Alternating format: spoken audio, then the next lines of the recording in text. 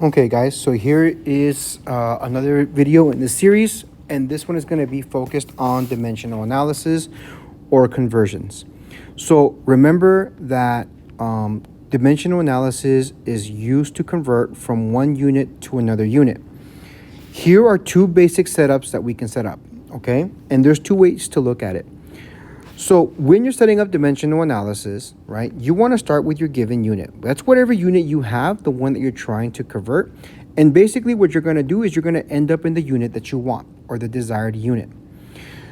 Now, when you're working with dimensional analysis, you can use as many conversion factors as you need to get to the desired unit. Some conversions will be a one-step process where you can use one conversion factor and that's the end of it.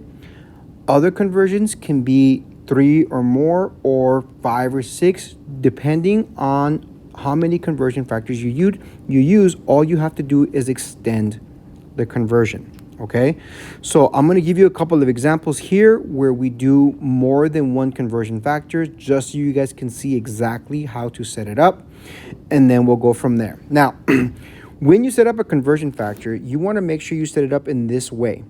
Whatever unit you have here, the given unit, okay, that should be the same unit that you put at the bottom. Okay, the unit that you want is the one that should go on the top of every conversion factor as you're going through the conversion process.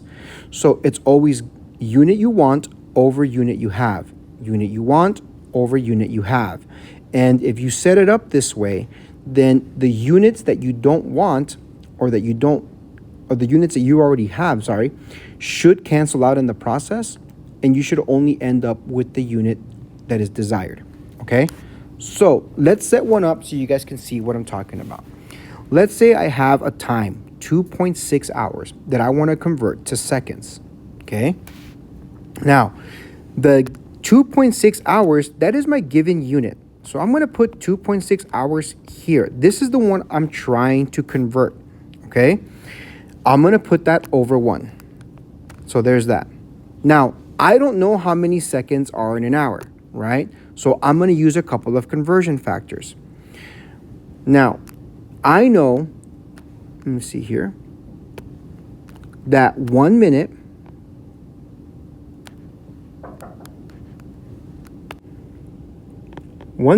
equals 60 seconds.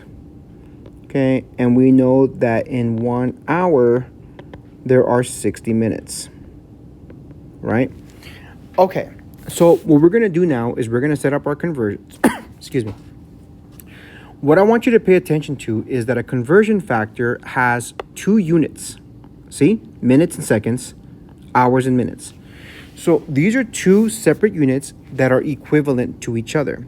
So when you set up a conversion, what you need to do is you need to set up the unit and figure out which one of the units is going to go right here at the bottom.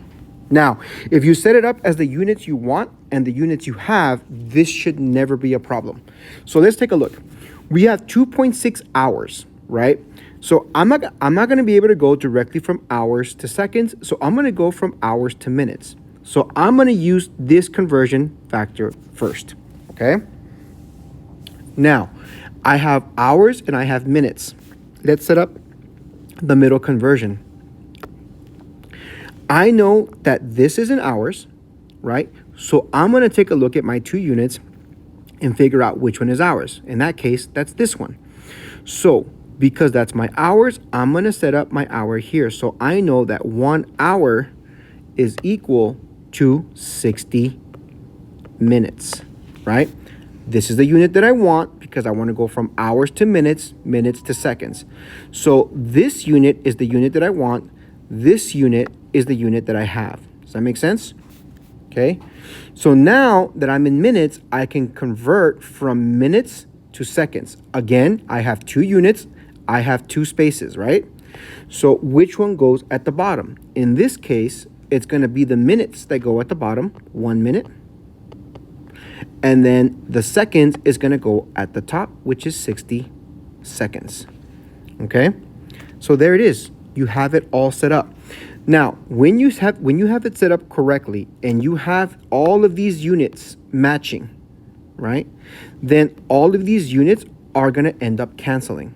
So what happens is hours is going to disappear, minutes is going to disappear, and the only unit that doesn't cancel is going to be your seconds, right?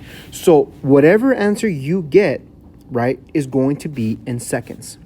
So here's what's going to happen, right? Let's go ahead and erase this real quick. Right? When we multiply fractions, we're going to multiply fractions straight across, just like this. Okay? Let's go ahead and scoot this over.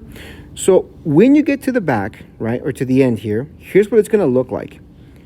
2.6 no longer has units because they got canceled, times 60. That no longer has units because they got canceled, times 60 seconds. Why did I put the seconds here? Because seconds is the only unit that's still here. It never got canceled. Okay? What goes at the denominator or at the bottom is going to be 1 times 1 times 1. Okay? And that's it. So let's simplify this.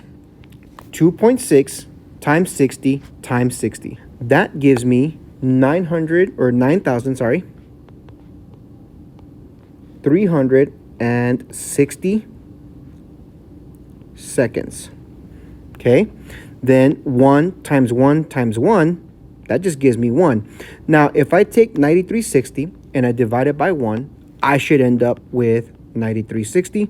And remember, the seconds is the only unit that did not cancel. So my answer is now in seconds. You've used dimensional analysis now to convert from hours to seconds. All of your units canceled, and the only unit left over was the desired unit of seconds. So remember, set it up as units you want over units you have. Let's try another one. Let's see if we can do this setup, right? Now, this one's a little bit different because if you notice, we're going from inches to yards, right? How many yards are in 13 inches? That seems a little counterintuitive because a yard is bigger than an inch, but we're going to go ahead and set it up, okay? You can see how dimensional analysis works in both directions. Okay, so once again, remember, you take your given amount. That's this one right here. So that's 13 inches, and we're going to put that over 1.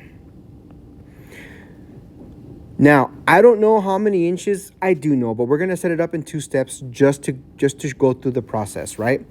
I'm going to go from inches to feet and then from feet to yards. So I know that in 1 foot, there are 12 inches in every foot, right? Unit I want, unit I have right here, right? Okay. Then I know that for every 3 feet, there is 1 yard, right? So there's my conversion. Now, look, here's what I want you to focus on, okay? What I want you to focus on is that these units match right here. These units match right here, okay? If you set it up like that, where you have your unit you want over unit you have, you're always going to set this up correctly, okay? So what do we do here, okay? I can see already that my inches is going to disappear. My feet is going to disappear. The only unit that didn't disappear was the yards. So whatever answer I get now is going to be in yards, okay? So let's do it again. Like fractions, we're going to multiply everything across the top. We're going to multiply everything across the bottom, straight across. 13 times 1 times 1. So 13 no longer has units, so that's going to just go 13. Times 1, that no longer has units, times 1 yard. Okay? Then we're going to do everything across the bottom. 1 no longer has units, times 12, that no longer has units, times 3, that no longer has units. Okay? So let's go ahead and multiply this straight across here. Let's see. So 13 times 1 times 1. Well, that's easy. That's going to give me 13. And don't forget, you still have your unit there, so that gets added, 13 yards. Then we're going to do 1 times 12 times 3. Again, pretty simple. That's going to give me 36. Remember, in the denominator, there's no longer any units, so you don't write any units. Then I'm going to take 13 and I'm going to divide it by 36. This one is going to give me a decimal because obviously the 36 is bigger. So 0.3611 is my answer. And that's going to be in yards. All right? That's it. That's it. If you set up your dimensional analysis where you cancel units you want over units you have, right? You're always going to end up with the correct answer. What you need to make sure is that you need to make sure you're always including your units, and you need to make sure you're canceling units. But that's it. If you guys have any questions, let me know.